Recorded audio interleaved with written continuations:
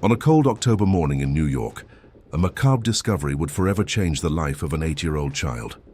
What Marcus Rivera saw from his apartment window that night should never have been witnessed by anyone, much less by someone so young. But sometimes, it's the purest eyes that can see what escapes adults. This is the story of how the brilliant mind of a child with autism became the only hope of capturing a serial killer who believed he was intellectually superior to every FBI investigator. The first rays of dawn were breaking through the concrete jungle of Manhattan when Detective James Morrison received the call that would haunt him for weeks. At 6:47 a.m., a jogger in Central Park had stumbled upon what would become known as the fourth victim of a killer who signed his work with chilling precision. The scene was disturbingly familiar, yet uniquely horrifying. The victim, a 34-year-old architect named David Chen, lay positioned with mathematical precision beneath the bow bridge.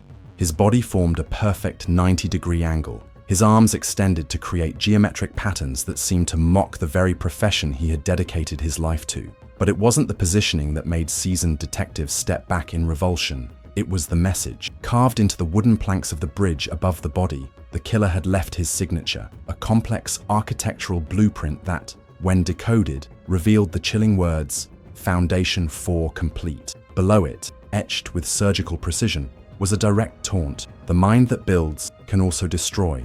Can you build a case strong enough to catch me? Detective Morrison had seen 3 identical scenes over the past 6 months. Each victim had been chosen for their profession: a civil engineer, a construction foreman, an urban planner, and now an architect. The killer, who the media had dubbed the Architect, seemed to be building something with his murders. Each death a cornerstone, twisted foundation only he could comprehend. The crime scene was a masterpiece of calculated violence. No fingerprints, no DNA, no witnesses, just the cold precision of a mind that treated murder like a mathematical equation. The killer left behind blueprints at each scene, technical drawings that formed pieces of a larger puzzle that had confounded every investigator who had tried to solve it. As Morrison surveyed the scene, his radio crackled with a voice that carried the weight of defeat. "Detective, we've got the same MO. Same precision, same message format, same lack of physical evidence. This guy is making us look like amateurs." The morning air was thick with the scent of autumn leaves and the metallic tang of blood. Central Park, usually alive with joggers and early commuters, had been transformed into a crime scene that stretched across 50 yards of carefully manicured landscape. Yellow tape fluttered in the October breeze like macabre party streamers, sectioning off the area where the architect had left his latest calling card. Morrison knelt beside the body, his weathered hands hovering over the intricate positioning of the victim's limbs. 23 years on the force had taught him to read crime scenes like books, but this killer wrote in a language that seemed beyond human comprehension. The victim's clothing was arranged with the same mathematical precision as his body, every fold, every angle, serving a purpose in the killer's grand design. The detective's phone buzzed with a text from his captain. "Fourth victim, same killer. FBI wants in. Agent Chen arrives at 10 a.m. Morrison felt a mixture of relief and professional frustration. Relief because this case had pushed the NYPD beyond its limits, and frustration because calling in federal help felt like admitting defeat. As crime scene technicians photographed every angle of the macabre tableau, Morrison noticed something that hadn't been present at the previous scene. A small origami crane placed precisely 12 inches from the victim's left hand. The paper was pristine white, its folds so perfect they seemed machine-made. When he carefully unfolded it, the message inside made his blood run cold. "Agent Chen, welcome to my masterpiece. Let's see if you can appreciate true artistry." The killer knew the FBI was coming. He had anticipated their involvement and prepared accordingly. This wasn't just a serial killer. This was a master strategist who seemed to be orchestrating every move in a game where the stakes were human lives. Morrison's radio crackled again. "Detective, we've got reports of a possible witness in the apartment building overlooking the crime scene." Resident called in saying her son saw something unusual last night around 11 p.m. The detective looked up at the towering apartment complex that bordered the park. Dozens of windows faced the crime scene, any one of which could have provided a clear view of the killer's work. For the first time in months, Morrison felt a spark of hope. Maybe, just maybe, the architect had finally made his first mistake. As he walked toward the apartment building, Morrison couldn't shake the feeling that he was being watched. The The killer had demonstrated an uncanny ability to anticipate police movements, to stay one step ahead of every investigation. The origami crane suggested he was not only watching, he was enjoying the hunt. The morning sun climbed higher over Manhattan, casting long shadows across the crime scene. Soon, the FBI would arrive, bringing with them resources and expertise that might finally match the architect's intellectual arrogance. But in the growing daylight, one thing was becoming terrifyingly clear. This killer wasn't just confident in his abilities, he was absolutely certain that no one alive could outsmart him. Little did he know that in apartment 4B, a young boy with autism had been watching. From his window, his extraordinary mind already beginning to process details that would escape every trained investigator on the elevator in the federal building hummed with mechanical precision as Special Agent Sarah Chen rose to the 15th, her mind already dissecting the case files spread across her. At 38, she had built a reputation as one of the FBI's most intuitive profiles, someone who could crawl inside the darkest corners of a criminal's psyche and emerge with insights that often proved crucial to solving impossible cases. But the architect was different. Even from the preliminary reports, Chen could sense an intelligence that bordered on the supernatural, a killer who didn't just commit crimes, but orchestrated them like a conductor leading a symphony of death. The 4 crime scenes she had studied during her flight from Quantico revealed a mind that understood not just how to kill, but how to communicate through murder. Detective Morrison met her at the entrance to Central Park, his exhaustion evident in the deep lines around his eyes. "Agent Chen, I've been looking forward to your arrival. This case has pushed us beyond anything we've dealt with before." Chen nodded, adjusting her leather jacket against the October chill. "I've read the preliminary reports, Detective. This isn't just a serial killer. This is someone who views murder as an art form. Tell me about the scene." As they walked toward the cordoned-off area beneath the Bow Bridge, Morrison briefed her on the methodical nature of each crime. Same precision every time. No witnesses, no physical evidence. Just these elaborate messages that feel like he's talking directly to us. The crime scene had been preserved exactly as discovered. Chen approached the body with the measured steps of someone who had spent years learning to read the language of violence. She knelt beside the victim, her trained eyes taking in details that others might miss. The exact angle of the limbs, the deliberate spacing between objects, the way the killer had positioned everything to create maximum psychological impact. "He's not just killing these people," Chen said, her voice carrying the weight of professional analysis. "He's using their deaths to build something. Each victim represents a component in a larger structure he's constructing in his mind." Morrison handed her the origami crane. "He left this for you. Specifically, he knew you were coming."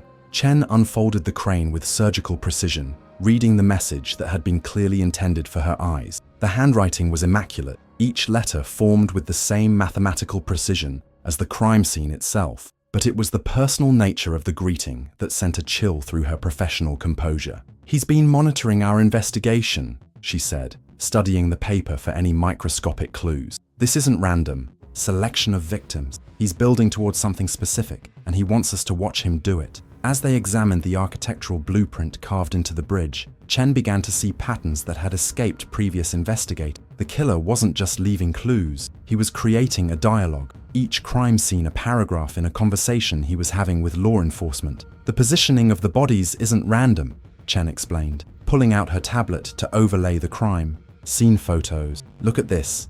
If you map the locations of all 4 murders, they form a perfect square around this section of Manhattan. He's not just killing, he's claiming territory." Morrison studied the digital overlay, his expression growing more troubled. "So we're not just dealing with a serial killer, we're dealing with someone who's mapping out his hunting ground like a military strategist." Chen nodded grimly. "And he's telling us exactly what he's doing.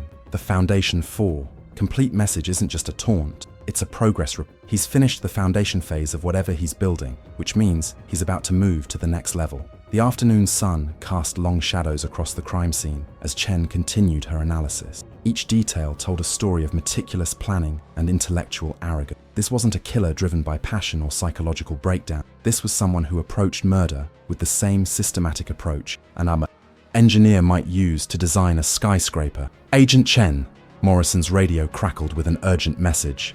"We've got something from the apartment building. The witness I mentioned, it's a child, 8 years old, lives in 4B with his mother. She says he saw something last night, but he hasn't been able to tell us what." Chen looked up at the towering apartment complex, her profiler's instincts immediately focusing on this new development. Has he been interviewed? That's the problem, Morrison replied. The kid has autism. He's extremely intelligent, but he's been traumatized by whatever he saw. His mother says he keeps drawing pictures, but they don't make sense to us. Chen felt a spark of professional interest. Children often saw details that adults missed, and a child with autism might process visual information in ways that could prove invaluable to the investigation. I want to meet him.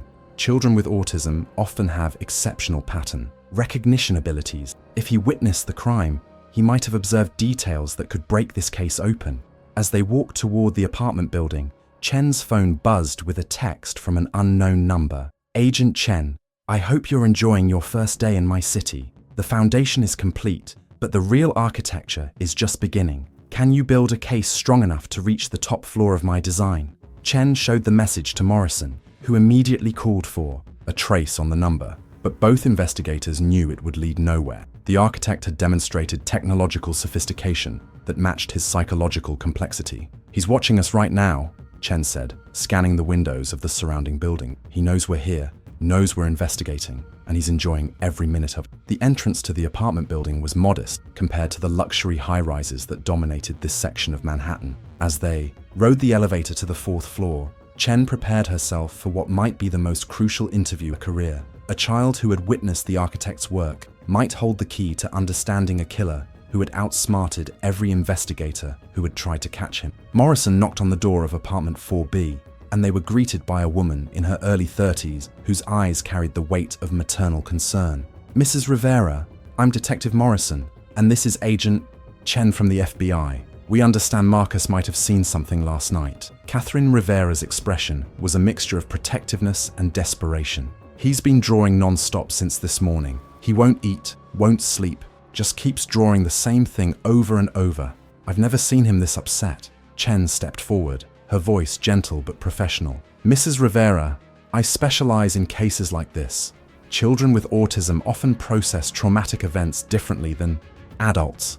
If Marcus witnessed something, he might have details that could help us catch the person responsible. As they entered the apartment, Chen could see dozens of drawings scattered across the living room floor. Each one appeared to be the same scene drawn from slightly different angles, rendered with the obsessive precision that often characterized the work of children with autism.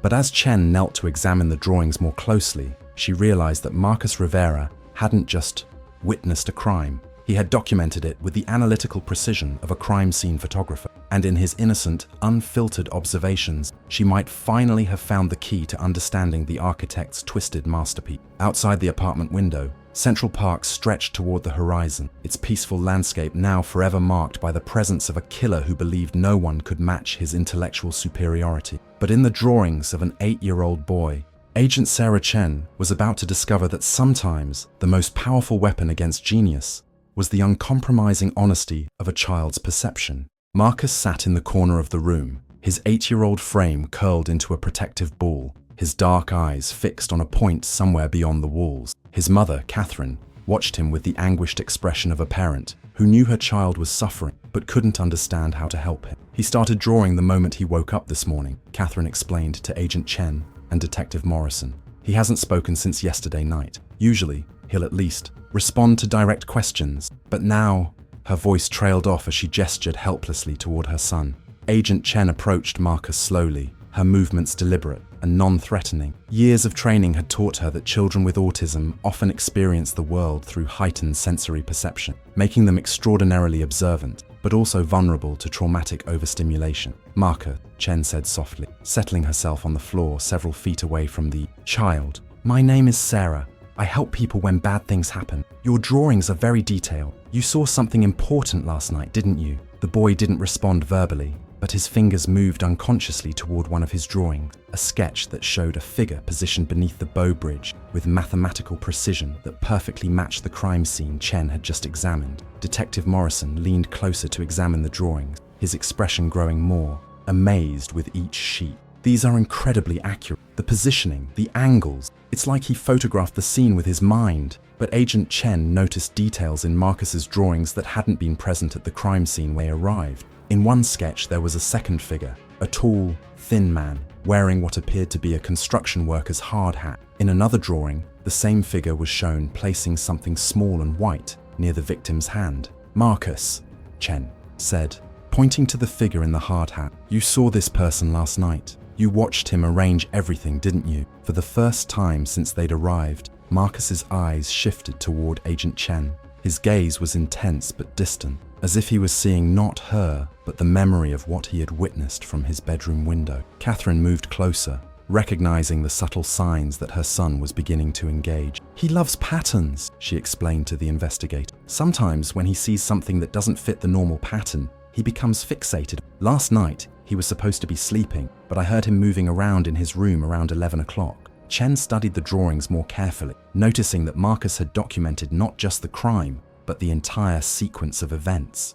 One drawing showed the perpetrator arriving at the scene. Another captured the methodical positioning of the victim. A third illustrated the killer, placing the origami crane with the same precision he used for everything else. But it was the final drawing that made Chen's pulse quicken. Marcus had sketched the killer removing his hard hat and looking directly up at the apartment building, directly at Marcus's window. The face in the drawing was remarkably detailed for a child's artwork, showing a man in his 40s with sharp features and eyes that seemed to pierce through the paper. Marcus saw his face, Chen said quietly, to Morrison. This child witnessed the entire crime, and the killer looked right at him. The realization sent a chill through the room.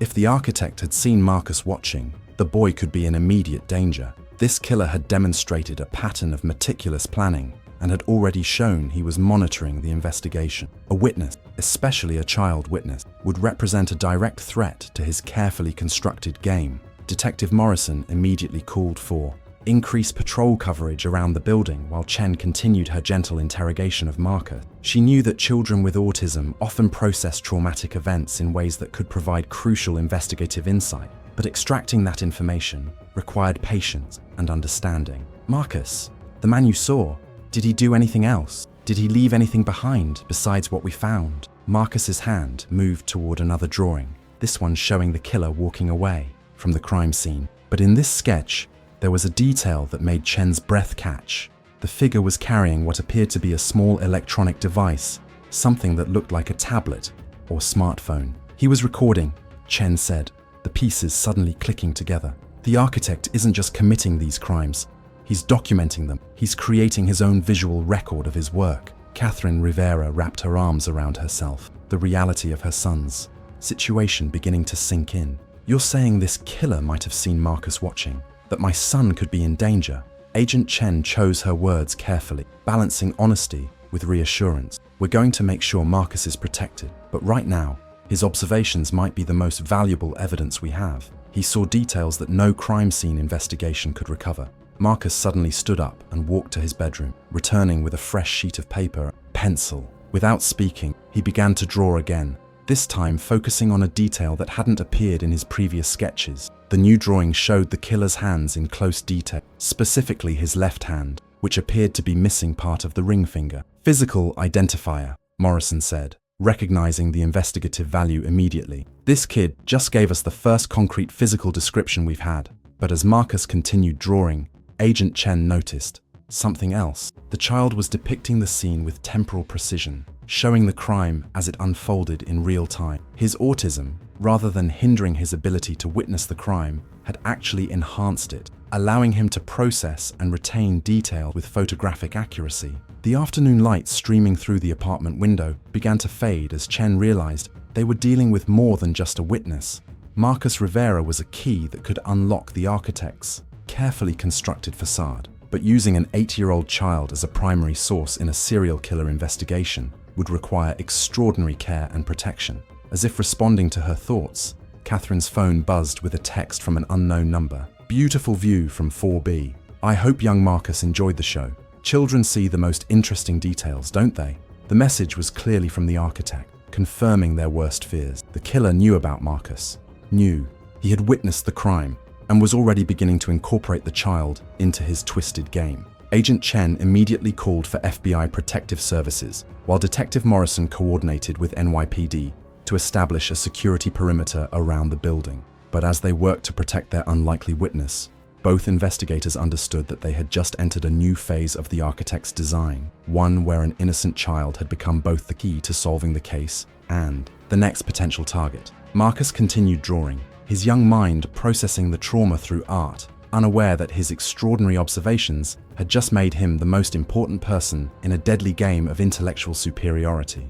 Outside his window, Central Park lay peaceful in the growing twilight, but somewhere in the city, a killer was already planning his response to this unexpected development in his carefully orchestrated masterpiece. Dr. Elena Vasquez arrived at the Yoam Rivera apartment within 2 hours of Agent Chen's call, her reputation as one of New York's leading child psychologists preceding her into the room like a comforting present. At 45, she'd spent 15 years working with children who had witnessed traumatic events, but the urgency in Agent Chen's voice had suggested this case was unlike anything she had encountered. The child has autism and has witnessed a serial killer's crime, Chen had explained during their phone conversation. He's documented details that could break the case open, but we need someone who understands how his mind processes trauma. Dr. Vasquez studied Marcus from across the room, noting the way he had arranged his drawings in precise geometric pattern, each sheet positioned at exact angles that seemed to follow an internal logic only he understood.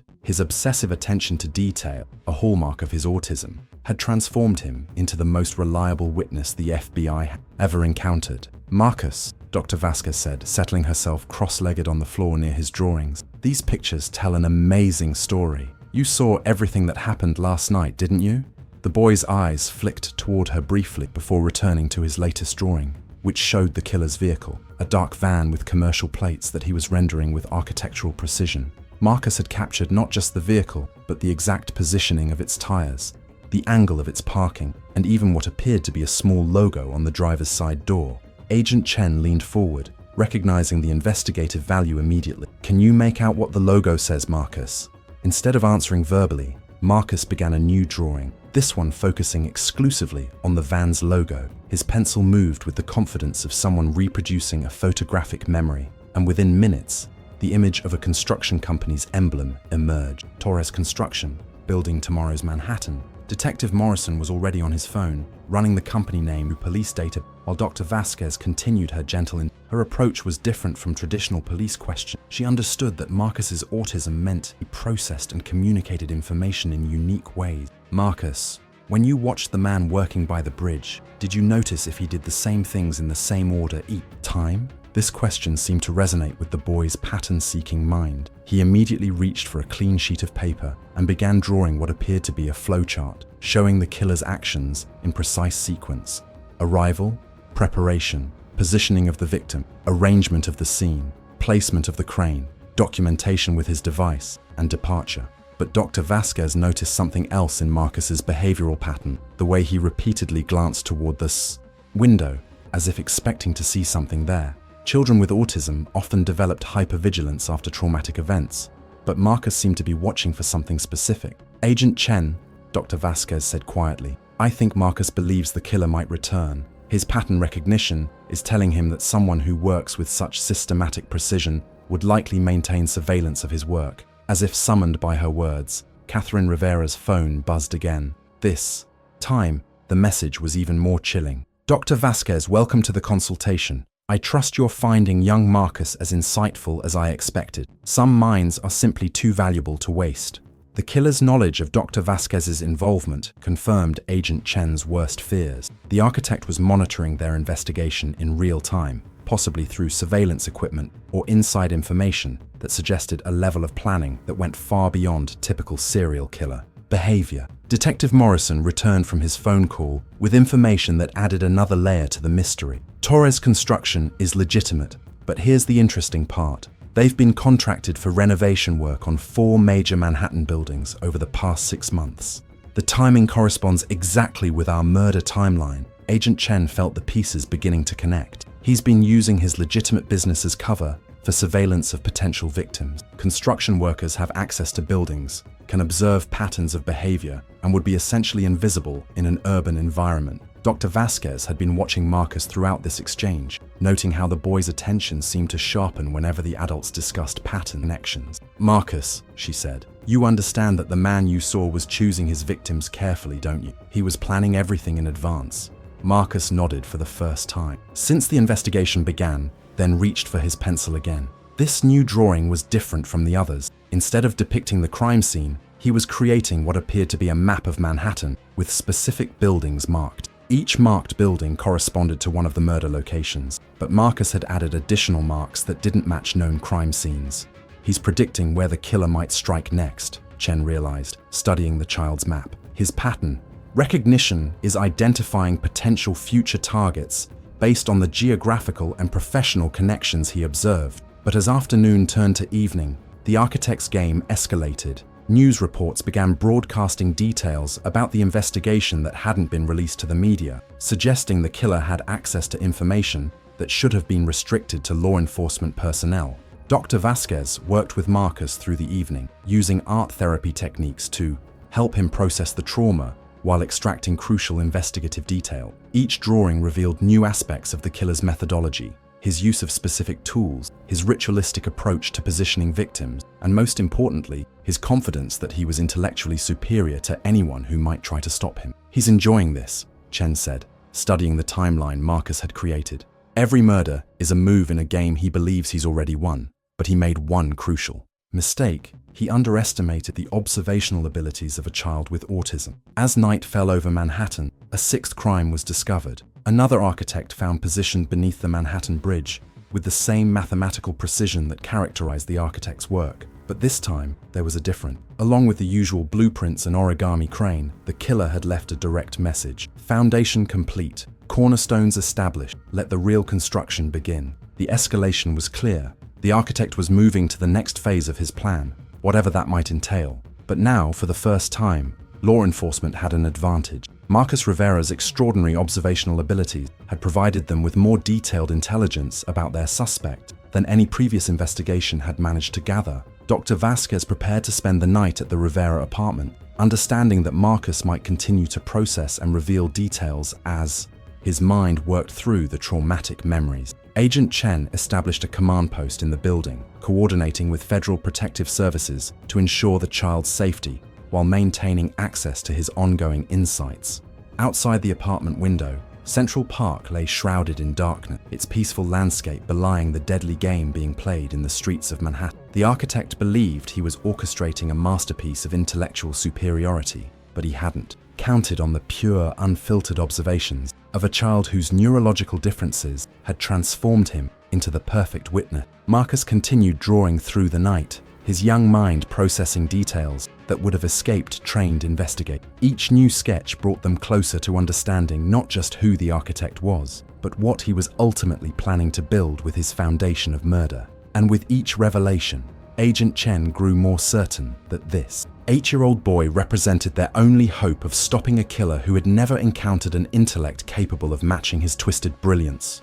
The breakthrough came at 3:47 a.m. when Marcus Rivera suddenly sat up from his makeshift bed on the living room floor and began drawing with an urgency that startled everyone in the apartment. Dr. Vasquez, who had been monitoring his sleep pattern, watched as the boy's pencil moved across the paper with mechanical precision, creating an image that would finally crack the architect's code. This drawing was different from all the others. Instead of depicting the crime scene, Marcus was illustrating something he had seen but hadn't initially processed as significant. A sequence of hand signals the killer had made while positioning the victim. The gestures were precise, deliberate, and followed a pattern that suggested professional training. Agent Chen leaned over the drawing, her pulse quickening as recognition dawned. These aren't random movements. They're military hand signal, standard field communication protocol. She pulled out her phone and photographed Marcus's drawing, immediately forwarding it to the FBI's behavioral analysis unit. Dr. Vasquez observed Marcus's behavior as he continued drawing. His subconscious has been processing this information all day. Children with autism often have delayed recall for traumatic events. Details emerge as their minds work through the experience. The new information transformed their understanding of the architect. This wasn't just an intelligent killer with construction access. This was someone with military or law enforcement training who understood tactical operations and field communication. The level of discipline required to maintain such systematic precision suggested professional conditioning that went far beyond civilian experience. Detective Morrison arrived with updates on Torres' construction that confirmed their suspicions. Vincent Torres, the company owner, is ex-military, Special Forces Engineering Corps, discharged 8 years ago after a psychological evaluation flagged him for obsessive perfectionism and authority resistance. He's been operating the construction company since his discharge. But as they assembled their profile of Vincent Torres, Marcus created another drawing that shifted their investigation in an unexpected direction. This sketch showed the killer removing what appeared to be a prosthetic appliance from his left hand, the same hand Marcus had earlier drawn as missing part of the ring finger. He was disguising his real physical appearance, Chen realized. The missing finger was fake, designed to throw off identification. This level of deception indicates he's been planning these crimes for much longer than 6 months. Dr. Vasquez noted how Marcus's drawings were becoming more detailed and psychologically complex as his mind processed the full scope of what he had witnessed. He's remembering emotional details now, not just physical. Look at this, she pointed to Marcus's latest sketch, which showed the killer's facial expression during the crime. Not the cold calculation they had expected, but what appeared to be genuine pleasure. He's not just methodical, Chen said, studying the expression Marcus had captured. He's enjoying the intellectual challenge. Each crime is a puzzle he's presenting to law enforcement, and he derives satisfaction from believing we can't solve it. The morning sun was beginning to rise over Manhattan when Marcus produced the drawing that would finally give them a concrete lead. This sketch showed the killer's van parked outside a specific building, not one of the crime scene, but what appeared to be his operational base. Marcus had captured enough architectural detail for Chen to potentially identify the location. This building, Chen said, studying the precise angles and proportions Marcus had rendered. He's been observing from here. It gives him a clear view of Central Park and several of the crime scenes. If we can identify this location, we might finally get ahead of him instead of constantly reacting to his moves. Detective Morrison began cross-referencing Marcus's architectural details with building database, while Agent Chen coordinated with federal surveillance team. The architect's confidence in his intellectual superiority had led him to believe that no one could identify his observation post, but he hadn't counted on the photographic memory of an 8-year-old witness. As the investigation gained momentum, Catherine Rivera's phone received another message from the architect. Young Marcus has remarkable powers of observation. I'm impressed by the details he's managed to communicate. Perhaps it's time we met properly. The direct threat to Marcus escalated the protective measures around the Rivera family, but it also revealed something crucial about the architect's psychology. He was becoming personally invested in the intellectual challenge Marcus represented. For the first time, their killer was showing signs of emotional engagement beyond his usual cold calculation. Dr. Vasquez recognized the psychological significance immediately. He's deviating from his established pattern. Children with exceptional abilities often fascinate individuals with narcissistic personality disorders. The architect sees Marcus as a worthy opponent in his intellectual game. But this psychological interest also represented an opportunity. Agent Chen began developing a strategy that would use the architect's fascination with Marcus to draw him into making mistakes.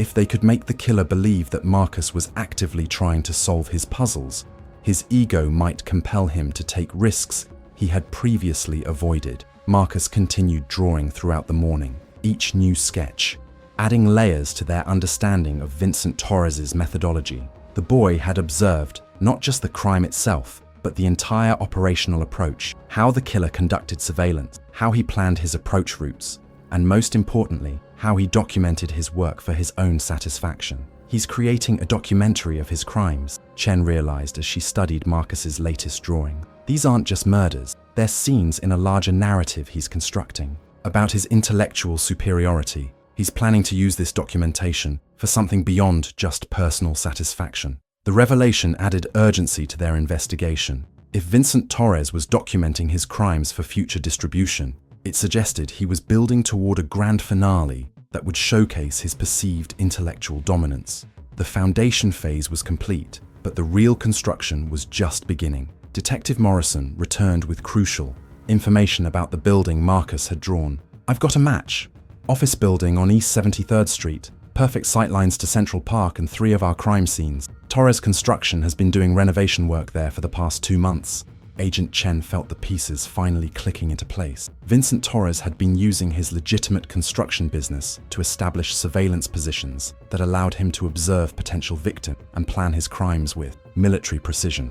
But his arrogance had led him to believe that his observation post was undetectable. As federal agents prepared to move on the East 73rd Street location, Marcus created one final drawing that stopped everyone in their tracks. This sketch showed not just the killer, but a second figure, someone else who had been present during the crime, but had remained hidden from view during the main event. "There's an accomplice," Chen said, studying the new figure Marcus had captured. "The architect isn't working alone. This entire operation has been a team effort disguised as the work of a single killer." The discovery that Vincent Torres had a partner transformed their understanding of the entire case. This wasn't just about catching one intellectually arrogant killer. They were dealing with a conspiracy that involved multiple individuals with complementary skills and shared psychological pathology. As Agent Chen prepared for what might be the final phase of their investigation, she looked at Marcus Rivera with newfound appreciation. This 8-year-old boy with autism hadn't just witnessed a crime, he had systematically documented the methodology of the most sophisticated killer the FBI had ever encountered. His extraordinary mind had seen through the architect's carefully constructed facade and revealed the true scope of a criminal enterprise that believed itself untouchable. Outside the apartment window, Manhattan was waking up to another day, unaware that the breakthrough in the city's most terrifying case had come from the pure, unfiltered observations of a child whose neurological differences had made him the perfect witness to imperfection disguised as genius. The abandoned warehouse on East 73rd Street stood like a monument to Vincent Torres's arrogance, its windows providing perfect sightlines to Central Park where he had orchestrated his deadly masterpiece. At 6:15 a.m., as FBI tactical teams surrounded the building, Agent Sarah Chen prepared for a confrontation that would either validate months of investigation or prove that the architect was still one step ahead of them. Marcus Rivera's final drawing had been the key, not just to identifying Torres's base of operations, but to understanding the true scope of his twisted enterprise. The 8-year-old's extraordinary observational abilities had revealed what no trained investigator had suspected: the architect wasn't working alone.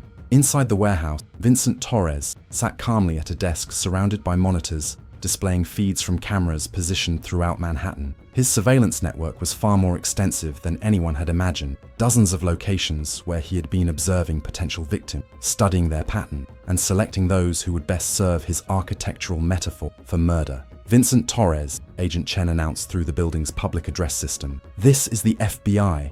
You're surrounded. There's no escape from this building." Torres smiled as he heard her voice, his fingers moving across a keyboard with the same precision he had used to position his victims. On the monitors around him, live feeds showed FBI agents at every entrance, their tactical positions exactly as he had anticipated. He had been planning for this moment since the beginning. His capture was simply the final act in his intellectual performance. "Agent Chen," Torres spoke into a microphone connected to the building's speaker system. "I've been looking forward to our conversation. Young Marcus has been quite helpful in bringing us to this moment. His observations were remarkably accurate." The tactical team breached the warehouse simultaneously from 6 entry points, their movements coordinated with military precision. But Torres made no attempt to flee or resist. He remained seated at his desk, his hands visible, his expression one of intellectual satisfaction rather than defeat. Agent Chen approached him cautiously, her weapon drawn, but her mind focused on the psychological dynamics of the moment. This was a killer who had orchestrated every aspect of his crimes for maximum intellectual impact. His surrender was part of his design,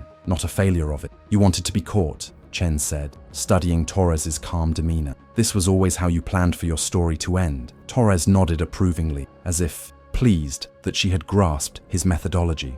"The foundation phase required anonymity, Agent Chen, but the construction phase requires an audience.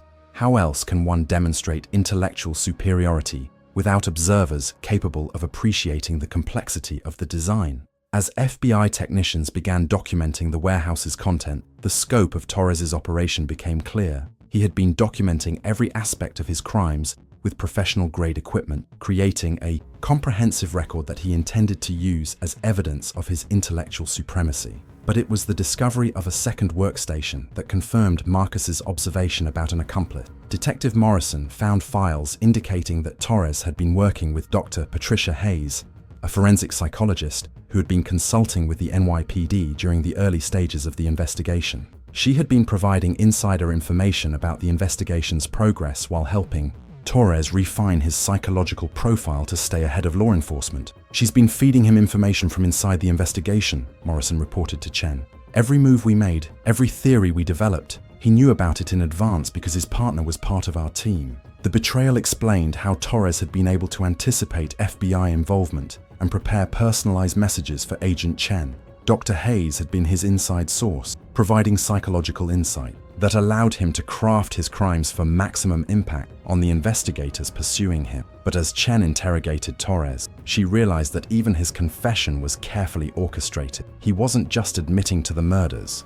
He was using his capture as an opportunity to demonstrate the intellectual superiority that had motivated his crimes from the beginning. The 6 victims were merely the foundation, Torres explained with clinical detachment. Each death represented a cornerstone in a larger structure designed to prove that systematic intelligence will always triumph over emotional intuition. You caught me not through superior investigative technique, but because of the random observation of a child whose neurological condition happened to make him ideal witness. Agent Chen recognized the narcissistic psychology behind Torres's confession. Even in defeat, he was attempting to minimize the role of law enforcement in his capture, attributing their success to luck rather than skill. But she also understood that his arrogance would be his final undoing. "You're wrong about Marcus," Chen said, meeting Torres's gaze directly. "His autism didn't make him a random observer, it made him a superior one. His mind processed details that your intellectual arrogance couldn't anticipate. You were outsmarted by an 8-year-old child." For the first time, Torres's composed facade showed a crack. The suggestion that a child had intellectually outmaneuvered him struck at the core of his psychological motivation. His entire criminal enterprise had been built on the belief that his mind was superior to anyone who might oppose him. As FBI agents arrested Dr. Hayes at her downtown office, the full scope of their conspiracy emerged. She had been providing psychological profiles not just of the investigation team, but of potential victims, helping Torres select targets who would create maximum psychological impact. Their partnership had been built on shared narcissistic pathology, a mutual intellectual arrogance. But it was Marcus Rivera's final drawing, created that morning while the FBI was preparing their raid, that provided the case's most chilling revelation. The boy had sketched what appeared to be additional figures. Other accomplices, Torres and Hayes, had been training to continue their work. This wasn't just about 6 murders, Chen realized as she studied Marcus's latest artwork. They were building a network. The foundation phase was preparation for training other killers to use the same methodology. Torres's smile returned as Chen voiced this understanding. "The true architecture of my design, Agent Chen, extends far beyond these 6 murders. Dr. Hayes and I have been corresponding with individuals across the country who share our appreciation for systematic intelligence applied to criminal enterprise. The foundation is complete, but the construction will continue even with our arrest." The revelation that Torres and Hayes had been networking with other potential killers added a federal dimension to the case that required ongoing investigation. Their warehouse contained correspondence with dozens of individuals who had been studying their methodology and preparing to implement similar crimes in other cities. As Torres was led away in handcuffs, he turned back to Agent Chen with one final observation. "Young Marcus truly remarkable, Agent Chen. His mind sees patterns that adults miss. I hope you'll protect that gift. There are others who might find his abilities quite valuable." The threat was subtle but unmistakable. Even in custody, Torres was suggesting that Marcus Rivera's extraordinary observational abilities might make him a target for other criminals who had been following their work. The boy who had been the key to solving the case might now require permanent protection from those who saw his gifts as tools to be exploited. As the warehouse was processed as a crime scene, Agent Chen returned to the Rivera apartment to check on Marcus. She found him creating a new drawing, not of the crimes he had witnessed, but of the warehouse raid he somehow seemed to understand had taken place. His remarkable mind was already processing the conclusion of the case with the same systematic precision he had applied to documenting Torres's crime. Catherine Rivera met Chen at the door, her expression mixing relief with ongoing concern. "Is it over?" Agent Chen chose her words carefully, balancing honesty with reassurance. "Vincent Torres is in custody, along with his accomplice. But Marcus's safety remains our priority. His extraordinary abilities made him invaluable to this investigation, but they might also make him a target for others. As evening fell over Manhattan, the city that had lived in fear of the architect began to feel safe again. But in FBI headquarters, agents were already investigating the network Torres and Hayes had been building, following leads that suggested their intellectual arrogance had spawned a nationwide conspiracy of individuals who believed murder could be elevated to an art form. Marcus Rivera continued drawing, his young mind processing the events that had made him both hero and potential victim. His autism, which Torres had dismissed as a random neurological accident, had proven to be the perfect weapon against criminal genius disguised as intellectual superiority. And in the growing darkness outside his window, Agent Chen maintained her vigil, knowing that sometimes the most extraordinary gifts require the most careful protection. The architect's foundation was complete,